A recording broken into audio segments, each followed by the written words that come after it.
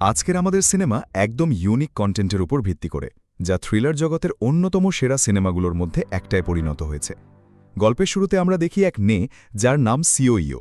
সে অনেক দিন পর তার হোম টাউনে ফিরে আসে, যেখানে পৌঁছেই তার প্রথমে সিংহ নামের একজন ছেলের সাথে দেখা হয়, যা স্ট্রবেরি ফার্ম আছে, যে তার মায়ের সম্পর্কে বলে যে তার মা অনেক অসুস্থ এবং হাসপাতালে ভর্তি আছেন।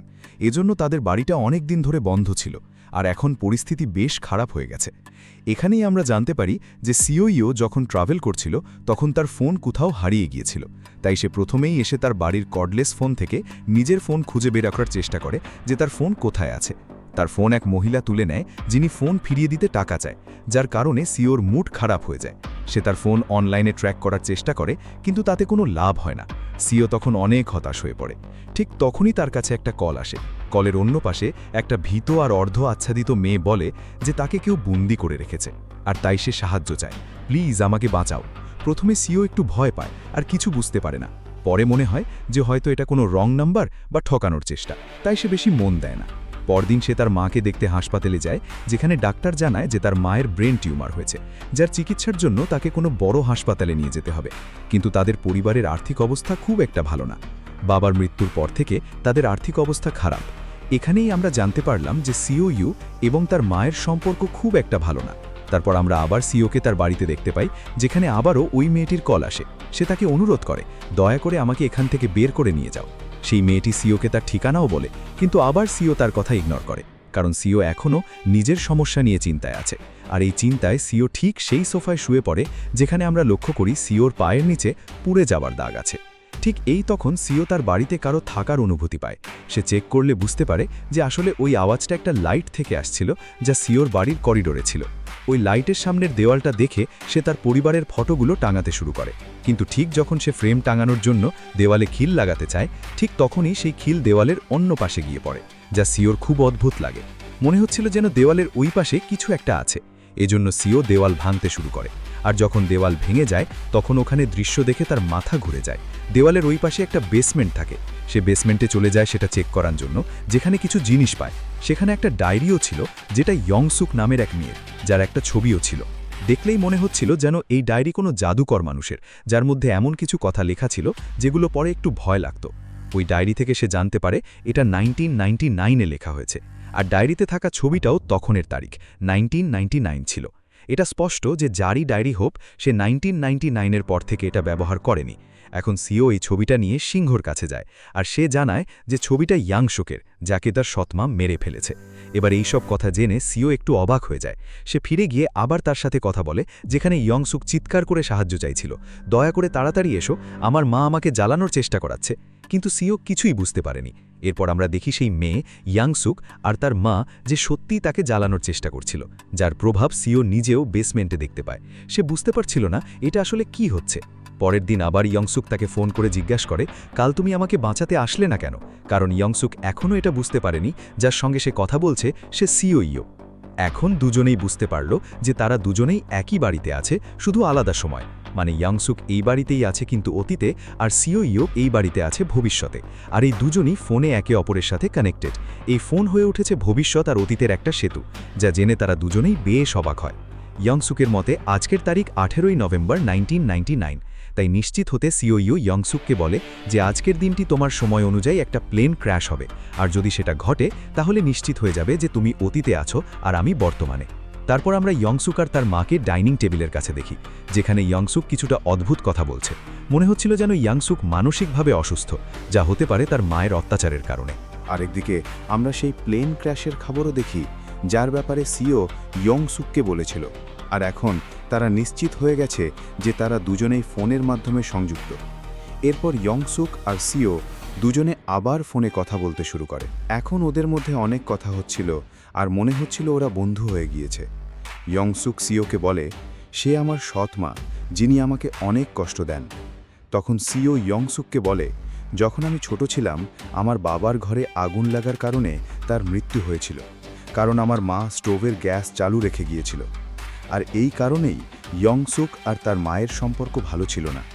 ওরা এসব কথা বলছিল, হঠাৎ করে সিও ইউনের কিছু মনে পড়ে গেল। সে ইয়ংসুককে জিজ্ঞেস করে আজ তারিখটা কি, কিন্তু ইয়ংসুক তার কথা না শুনে ফোন কেটে দেয়। কারণ তার মা বাড়ি ফিরে এসেছে আর তার সাথে একজন পুরুষ আর একটা ছোট মেয়ে আছে যারা তাদের বাড়ি দেখতে চায়। ইয়ংসুক সেই মেয়েটাকে লক্ষ্য করে, তখন জানতে পারে যে ওই ছোট মেয়েটা কেউ আর নয়, সে সিও ইউন। ইয়ংসুক খুব খুশি হয়। সে সিওকে ফোন করে জানায় যে আজ সে তার বাবার সাথে তার বাড়িতে এসেছিল। সিও তার বাবার কণ্ঠ শুনে এবং তাদের সম্পর্কে জানতেও সে অনেক আবেগাপ্লুত হয়। ইয়ংসুক সিওকে বলে, আমরা তো তোমার বাবাকে বাঁচাতে পারি, কারণ কাল 19শে নভেম্বর, যেদিন তোমার বাবা একটা দুর্ঘটনার শিকার হবেন। ইয়ংসুকের কথা শুনে সিও খুব খুশি হয়, কারণ সে তার বাবাকে অনেক মিস করে। এখন যেভাবে তারা প্ল্যান করেছে ঠিক সেরকমই করতে হবে। যখন সিওর মা ভুলে গ্যাস বার্নার অন রেখে দেয়, তখন পিছন থেকে চুপ করে এসে ইয়ংসুক সময়মতো বার্নার বন্ধ করে দেয়, যার ফলে দুর্ঘটনা হয় না। ওরাও এটা অনুভব করে। তাদের বাড়িও দুর্ঘটনায় পুড়ে গিয়েছিল। এদিকে সিও ইউনও এটা অনুভব করে যে তার পা ঠিক হয়ে গেছে। অতীতে সেই আগুনে তার পা জ্বলে গিয়েছিল। হঠাৎ করেই তার আশেপাশের সবকিছু ঠিক হয়ে যেতে থাকে, আর তাদের চারপাশের সবকিছুই ওই ফিউচারের সঙ্গে মিলিয়ে সাজানো শুরু হয়, যেমন তার বাড়ি আর আর্থিক অবস্থার সবকিছু বদলে যায়। মানে অতীতের পরিবর্তনের কারণে ফিউচারেরও পরিবর্তন হচ্ছিল। সেটা চেক করতে সিও ছুটে গিয়ে তার বাবার ফার্মে যায়, যেখানে তার বাবাকে দেখে সে খুবই আবেগপ্রবণ হয়ে পড়ে। সে বুঝতে পারে যে ইয়ংসুক তার বাবার জীবন বাঁচিয়েছে। এখন পুরো ফিউচার তার ওপর ভিত্তি করে সাজানো হয়ে গিয়েছিল। মানে সিও ছাড়া এবং ইয়ংসুক ছাড়া অন্য কারো কাছে এই ব্যাপারটা জানা ছিল না। সে ইয়ংসুককে ফোন করে ধন্যবাদ জানায়। এরপরে সে তার বাবার সাথে সময় কাটানো শুরু করে। এখন তার মার সঙ্গেও তার সম্পর্ক ভালো হতে শুরু করেছে, যার কারণে সে ইয়ংসুককে বেশি সময় দিতে পারছে না। আরেকদিকে ইয়ংসুকও তার ফোনের জন্য অপেক্ষা করে, কিন্তু তার মা বাবার সঙ্গে সে খুব বেশি ব্যস্ত হয়ে পড়ে। এমনভাবে কিছুদিন চলে যায়। একদিন ইয়ংসুক আর সিওর কথা হয়। দেখা যায় ইয়ংসুক সিওর প্রতি রাগান্বিত। তাদের কথোপকথনের মাঝেই ইয়ংসুকের মা আসে, যিনি ইয়ংসুককে অনেক বেশি কষ্ট দেওয়া শুরু করে। সে সিও ইউনকেও সতর্ক করে দেয় যে আমার মেয়ের থেকে দূরে থাকো। সিওর জন্য এটা অনেক বড় ধাক্কা ছিল। এজন্য সে ঠিক করে যে সেই ইয়ংসুককে এই সব থেকে বাঁচাবে। সে ইন্টারনেটে ইয়ংসুক আর তার মায়ের সম্পর্কে গবেষণা করতে শুরু করে। সেখানে সে খুবই চমকপ্রদ খবর পায়, কারণ আজই সেই দিন ছিল যখন ইয়ংসুকের মা তাকে মেরে ফেলতে আসবে। এরপর আমরা দেখি সত্যিই ইয়ংসুকের মা তাকে মারতে আসে, কিন্তু ইয়ংসুক বেঁচে যায়। তারপরে সে উল্টা তার মাকে টুকরো টুকরো করে ফেলে। এখন ইয়ংসুক প্রথমবার নিজের মুক্তি অনুভব করছে। সে তার স্বাধীনতা মজা করে উপভোগ করছে। আর ওদিকে সিও এতে খুশি যে সেই ইয়ংসুকের জীবন বাঁচিয়েছে। এবার দেখি সামনে সিনেমার গল্প, যেখানে সিয়ংহু সবাইকে তার ফার্মের স্ট্রবেরি ভাগ করে দিচ্ছে। আর এখন হচ্ছে স্নো টাইম, মানে ভবিষ্যতের সময়। সেখানে সিয়ংহু তাদের বাড়িতে স্ট্রবেরি নিয়ে আসে, যেখানে সিও ইয়ং, তার বাবা, তার মা আর ইয়ংহা মিলে লাঞ্চ করছে। এরপর সিন শিফট হয় আর আমরা আবার ইয়ংসুকের সময় ফিরে যাই।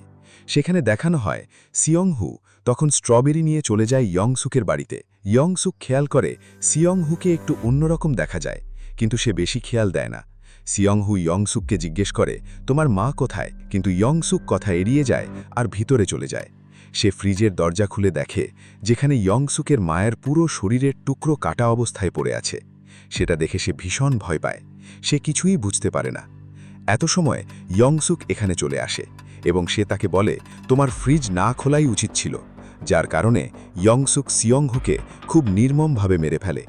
এদিকে হিও ইউন বুঝতে পারে যে ভবিষ্যৎ আবার বদলে যাচ্ছে। সে দ্রুত নিচে এসে দেখে যেখানে তার মা বাবা লাঞ্চ করছে।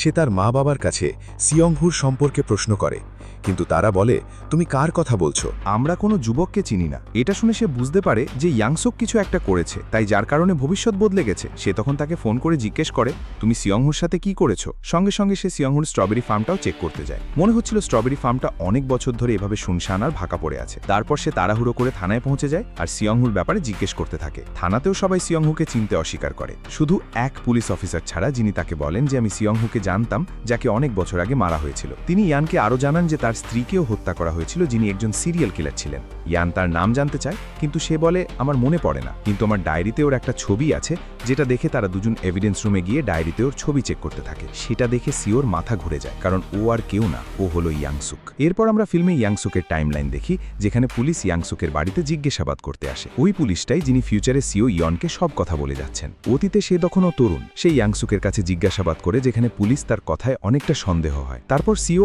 এমন একজন মহিলার কাছে যায় যার কাছে শুরুতে ইয়াংসুক সাহায্যের জন্য ডেকে আনছিল। ওই মেয়েটা সিওইয়নকে সব জানিয়ে দেয় যে ইয়াংসুক একটা খারাপ মেয়ে ছিল যার মানসিক অবস্থা ঠিক ছিল না, তার মা ইয়াংসুকের থেকে লোকদের বাঁচাচ্ছিল। এটা বুঝে সিও বুঝতে পারে যে সে ভুল করেছিল, তার ইয়াংসুককে বাঁচানো উচিত হয়নি। সিও যখন ইয়াংসুককে বাঁচায় তখন ভবিষ্যৎ বদলে যায়। এর কারণে পরে সে অনেক খুন করে, যার জন্য সিও নিজেকে দোষী ভাবে। সে ইয়াংসুকের সাথে কথা বলে এবং বলে, তুমি একজন সিরিয়াল কিলার যার আজীবন কারাদণ্ড হয়েছে। যা শুনে ইয়াংসুকের একটু চিন্তা হয়। সে তখন সিওইয়নকে বলে যে পুলিশ কিভাবে আমার ব্যাপারে জানলো সেটা খুঁজে বের কর। কিন্তু সিওইয়ন অনেক বেশি বিরক্ত হয়, তাই সে তার ফোন কেটে দেয়। এরপর আমরা প্রথমবার সত্যিকারের ইয়াংসুকের মুখ দেখতে পাই। ইয়াংসুক আর সিওইয়ন দুজনেই যেভাবে একে অপরকে বুঝেছিল তারা আসলে তেমন নয়। ইয়াংসুক একটা সিরিয়াল কিলার ছিল, যার থেকে বাঁচার জন্য এখন সিও তার ফোন ধরাই বন্ধ করে দেয়। অন্যদিকে ইয়াংসুকের টাইমলাইনে তার বাড়িতে সিও আর তার বাবা আসেন, যারা ইয়াংসুকের মায়ের সঙ্গে দেখা করতে এসেছে। তখন ইয়াংসুক মিথ্যে বলে তাদেরকে বাড়ির ভিতরে ডেকে আনে, কারণ ইয়াংসুকের উদ্দেশ্য ঠিক ভালো ছিল না। আর অন্যদিকে সিওর টাইমলাইনে সিও বাবার সঙ্গে থাকে, যেখানে হঠাৎ করে আবার ভবিষ্যৎ বদলে যেতে শুরু করে, কারণ ইয়াংসুক তার টাইমলাইনে তাকে মেরে ফেলে। এদিকে সিওইয়ন এখন তার কাবজায়, যার সঙ্গে সে যা খুশি করতে পারে। সিও দৌড়ে ফিরে আসে তার বাড়িতে। হঠাৎ সবকিছু ধ্বংসস্তূপে পরিণত হয়, কারণ তার বাবার কারণে ভবিষ্যৎ আবারও বদলে গেছে। সে ফোন ধরল, বলল, তুই আমার বাবার সাথে কি করলি? ইয়াংসুক সিওকে বলে, আমি তাকে মেরে ফেলেছি। তারপর সিও নিজেকে তার কাছে আত্মসমর্পণ করে ও বলে, আমি তোকে বাঁচতে দেব না। কিন্তু সে জানত না যে ইয়াং এখনও ওর দখলে আছে, তাই বাধ্য হয়ে ওকে ওর মতোই করতে হলো, যেভাবে ইয়াংসুক চায়। ও বলল, তোর কাছে শুধু 1 ঘন্টা আছে, খুঁজে বের কর পুলিশদের কিভাবে খবর হলো। কিন্তু খবর করার বদলে সিও ইয়াংসুকের থেকে বদলা নেওয়ার এক দারুণ প্ল্যান বানালো, যেখানে ও ইয়াংসুককে এমন একটা জায়গায় পাঠালো যেখানে ইয়াংসুকের টাইমলাইনে বিস্ফোরণ হয়েছিল। কিন্তু সিওর ভাগ্য খুব ভালো ছিল না, কারণ ইয়াংসুক তাকে ওই বিস্ফোরণে ধাক্কা মেরে ফেলেছিল। সে মনে করেছিল হয়তো এখনো পর্যন্ত ইয়াংসুক মারা গিয়েছে, কারণ সে আগেই জানতো পাশাপাশি কি হতে যাচ্ছে। কিন্তু আবার তার ফোন বেজে উঠল, তখন সে বুঝতে পারল যে বিস্ফোরণ তাকে আঘাত করেছে। এখন সিও একটা ভুল করেছে, যার শাস্তি পাওয়াটা তার জন্য বাধ্যতামূলক। ইয়াংসুক সিওকে কষ্ট দিতে শুরু করে, যার প্রভাব ভবিষ্যতে দেখা যায়। তারপর সিওইয়ন তার জীবন বাঁচানোর জন্য ইয়াংসুকের কাছে ভিক্ষা চায়। তারপর ইয়াংসুক ওকে আরেকটা চান্স দেয়। ও ওকে এমন কিছু বলে যেটা শুনে সিওর মাথা ঘুরে যায়। ও বলে যে ওর বাবার মৃত্যু ওর মায়ের কারণে হয়নি, বরং ওর নিজের কারণে হয়েছিল, কারণ ও চুলার বার্নার ভুলবশত ছেড়ে দিয়েছিল। ওদিকে ইয়াংসুকের টাইমলাইনে সিওর মা তার মেয়ে আর স্বামীকে খুঁজতে খুঁজতে ইয়াংসুকের বাড়িতে চলে আসে। সিও জানতে পারে ইয়াংসুক কিভাবে ধরা পড়েছিল, আর এবার ও সব সত্য ওকে বলে দেয়, যার ফলে ইয়াংসুক তার সব প্রমাণ মুছে ফেলে, যার কারণে আবার ভবিষ্যৎ অন্ধকারে ঢুকে যায়, যেখানে ইয়াংসুক আর কখনো ধরা পড়েনি। এটাই ছবির সবচেয়ে গুরুত্বপূর্ণ অংশ, যেখানে এক রহস্যময় মহিলা ইয়াংসুককে বলে যে পুলিশ তোমাকে ধরতে আসছে। এরপর সিওর মাকে দেখি, যিনি ওই পুলিশ অফিসারের সাহায্য নেন, এবং তারা দুজনেই তার স্বামী আর মেয়েকে খুঁজতেই ইয়াংসুকের বাড়িতে পৌঁছন। তারা ইয়ংসুককে জিজ্ঞাসাবাদ করে, বাড়ি খুঁজে দেখলেও কিছুই পাওয়া যায় না। আর যখন তারা সেখান থেকে যাচ্ছিল, তখন তার মা ইয়ংসুকের ফোন থেকে নিজের স্বামীকে কল করেন, যে কলটা সরাসরি সিওইয়নের কাছে আসে। আর সে তার মাকে বর্ণনা করার চেষ্টা করে। সে বলে, মা, ওখান থেকে তাড়াতাড়ি চলে যাও, তোমার জীবন ঝুঁকিতে আছে। কিন্তু সে আরও কিছু বুঝতে না পারার আগেই ইয়াংসুক পুলিশকে মেরে দেয়, যার ফলে আবারও ভবিষ্যৎ বদলাতে শুরু করে। ইয়াংসুক সিওইয়নের মায়ের ওপরও হামলা করে, কিন্তু সে এক ঘরে ঢুকে চুপ হয়ে যায়, যেখানে সে আবার সিওকে ফোন দিয়ে জিজ্ঞেস করে, তুমি কে?